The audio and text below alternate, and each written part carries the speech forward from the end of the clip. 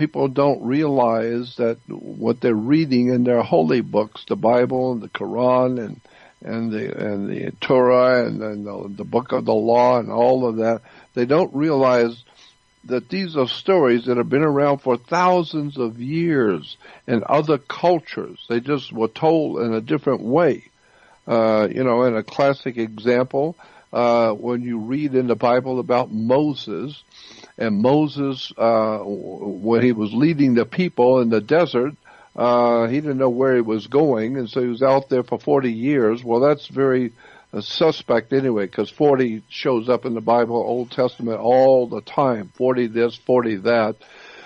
And so Moses is out in the wilderness for 40 years, and the Israelites are following him because he don't know where he's going. He's in the wilderness. And so, but there's no way for him to order food for everybody, but you better find some food for everybody, because you got a lot of people out there, thousands, if not millions, of people following you, and they're in the desert, and they're in the lost desert too with you, and you're the one that brought them out there because you told them God was going to take care of them. Well, where is he? And we're hungry, right?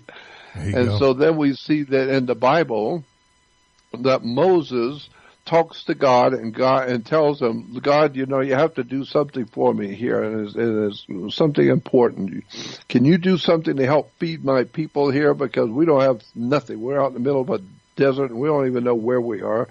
Can you do something to feed us? Because if not, we're going to die. And so we may be God's chosen people, but we're not going to be here much longer because we're not eating. And then it says, God says to Moses, oh, okay, I'll feed you. I'll tell everybody to settle down, and I will feed you. What I'll do is I will give you something that is called the manna from heaven. And so the manna from heaven the scripture says, the people would wake up in the morning and they would have something called the manna from heaven. And they would go out and gather up this manna from heaven and eat it. And at least they had breakfast and they had lunch and dinner based on this manna from heaven. Well, the very word manna, we've heard this story about the manna from heaven, and the Jews are out and the Hebrews, or whoever they are, the Hebrews or the Jewish, they are out there in Israel. They're out there picking up the manna from heaven. Well, first of all, the word manna simply means, in the old ancient Phoenician language, which we call Hebrew, it's actually a Phoenician language, and manna in the old Phoenician language simply means, what is it?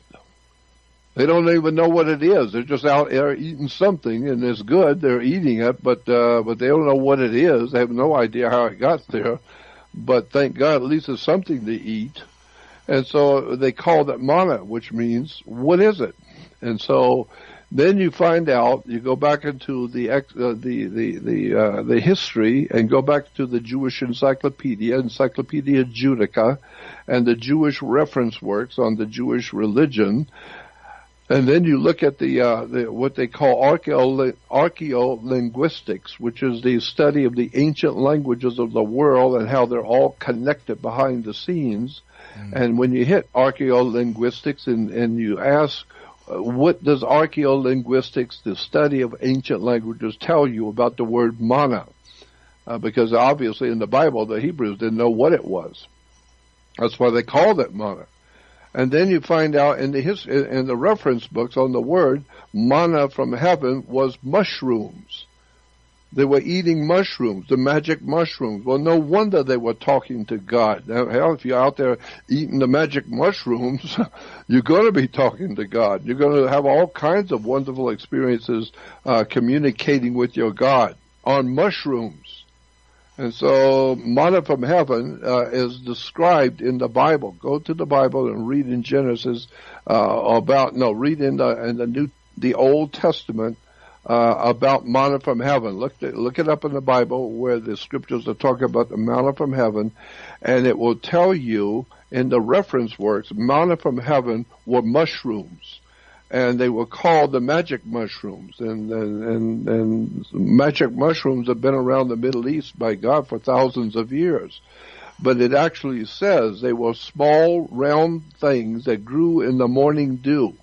So when you get up in the morning, there will be these fluffy, round things that you could pick and eat, and they were called mushrooms. And so now today, there are quite a few articles being written in Israel by Israeli professors and people who study the Israeli history of words, etc., in the Hebrew.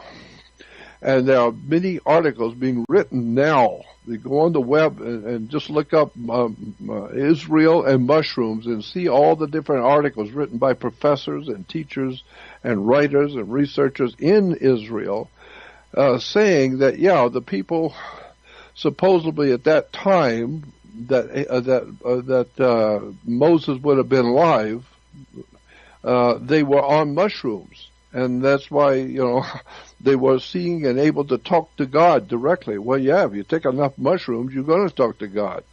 And so, but it's not mushrooms just for, like you would get with a hamburger. No, these were magic mushrooms. What is it? Amanita muscara is probably one of the most famous mushrooms in the world, is Amanita muscara, and that's one incredible trip, boy. You take a little bit of the mushroom of the Amanita muscara and watch what happens to your brain. Watch what happens to your mind when your mind starts reacting to the chemicals in that mushroom. You're going to see things you are not going to believe.